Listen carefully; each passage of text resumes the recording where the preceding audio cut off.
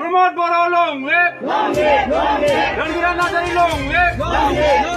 Rangira Nazari long live. Promote Boro long live. थासारिया सोलायबाय जायखौ जों परिबर्तन होननानै बुंनाय जादोंमोन दा इउपिपिएल सरकार फैनाय लोगो लोगो बिटिआर ओनसोलनि गासै रायजो राजाफ्रा इउपिपिएलखौ दा मदद होगासिनो दङ सानफा एफा जों गोदान मोनसे स्किम जोंनि बिटिआर सरकारा प्रमद बर'नि दैदेननायाव बानायगासिनो दङ आरो बे स्किमफोरखौ रायजोनि खाथियाव लांनो नाजागासिनो दङ गोबां मोजां स्किम होबाय बेनि गेजेराव नों एडुकेशन डिपार्टमेन्टआव सुपार 50 बेखौ बयबो मिथिबाय जे सोलोंथाइनि सायाव मोजां अफिसारफोर दिहुननो थाखाय दिल्लीयाव कचिं होगासिनो दङ बिनि अनगायै बेवहाय जोङो जे जायफोर आइजोफ्रा फिसा दखान होनानै जायो बिसोरखौ डाइरेक्ट फाइनान्शियेल बेनिफिट होनो थाखाय 5,000 खरि बिथांमोननो अलरेडि होनाय जाबाय फरायसाफोरनो अनसुंथाइ होनाय जाबाय बेराम फाहामनो थाखाय अनसुंथाइ जों बिटिआर सरकारा होनाय जाबाय आरो दिनैहाय एमजेनरेगानि खामानि बेयो मोजाङै जागासिनो दङ खामानि मावदों आरो फैसा मोनदों मानसिफ्रा दिनैहाय हाउसिंनि खोथा पिएमजिवाइनि न'फ्रा दिनै फैगासिनो दङ आरो गासिबो न'फ्रा मोजाङै जाफुंगासिनो दङ बयखौनो गोनो गोथो गैया थगायनायबो गैया मोजां थासारिजों दिनै रायजो राजाफ्रा जे बिटिआर सरकारनिफ्राय जिखिनि मोननांगौ बेखौ मोनगासिनो दङ ओंखायनो रायजोफ्रा दिनै फुरथि जादों जे नंगौ सोलायनाया फैमारबाय आरो बे इउपिपिएल सरकारनि दैदेननायाव प्रमद बर'नि दैदेननायाव जि सरकार जों बेखौनो मदद होलांनोसै होननानै दिनै रायजोफ्रा ओंखारबोदों थिग बिदिनो दिनैबो 14 वार्सआव जे आइफवालिनि 1 नम्बर आइफवालिनि रायजो राजाफ्रा गोदोहाय बिपिएफजोंमोन खिन्थु दिनैहाय बिथांमोना बुजिनानै गासैबो बाथ्राखौ बुजिनानै दिनै न' फैबाय लामा फैगासिनो दङ दै लोंग्रानि बेबस्थाबो फैगासिनो दङ बेफोरखौ नुनानै जे थांनाय बोसोरावहाय बिपिएफ सरकारा दै लोंनायनि बेबस्था खालामनो हायाखै बिसोर 15टा बोसोराव गंब्रैसोल' दै लोंग्रा बेबस्था खालामदों जोङो दिनैहाय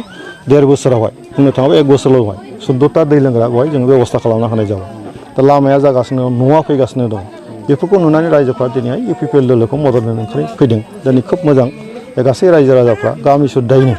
बेवहाय दिनै इउपिपिएलआव हाबफैदों बेनि थाखाय आङो आइफवालिनि गासै रायजो राजा बिथांमोननिसिम आङो साबायखरखौ बावो सार नाथाय अबेबा जायगायाव बिजेपि आरो कंग्रेसफ्राव खायफा जइन जादों इउपिपिएलआ खामानि मावाखैना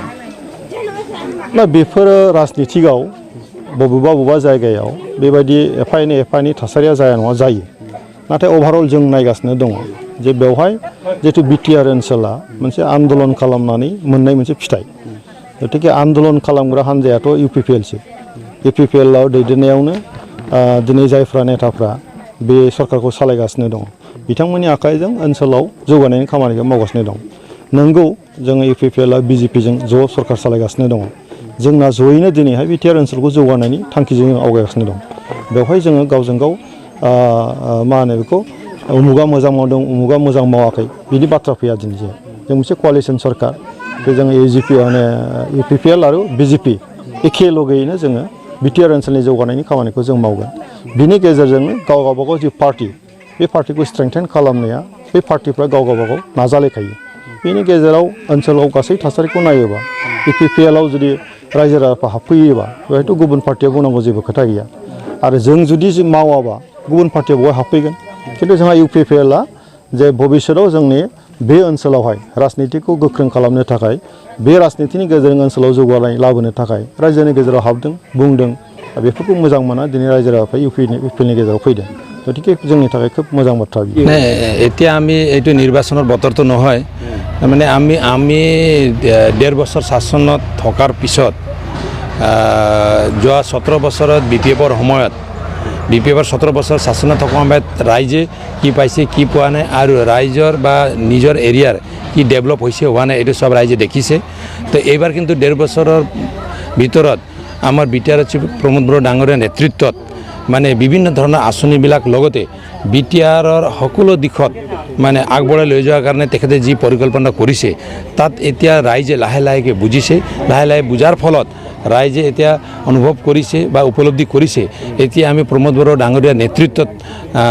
যে চৰকাৰটো চলি আছে আৰু এই চৰকাৰৰ লিডিং দলটো যি আছে মানে ইউপিপিএল এই ইউপিপিএল দলত মানে থাকি আমিও আমাৰ লগতে আমাৰ এৰিয়াৰ আমাৰ জনসাধাৰণৰ আৰু বিটিআৰৰ উন্নয়নৰ কাৰণে কাম কৰিব লাগে বুলি এতিয়া ৰাইজে মানে আমাৰ দলত যোগদান কৰি আছে।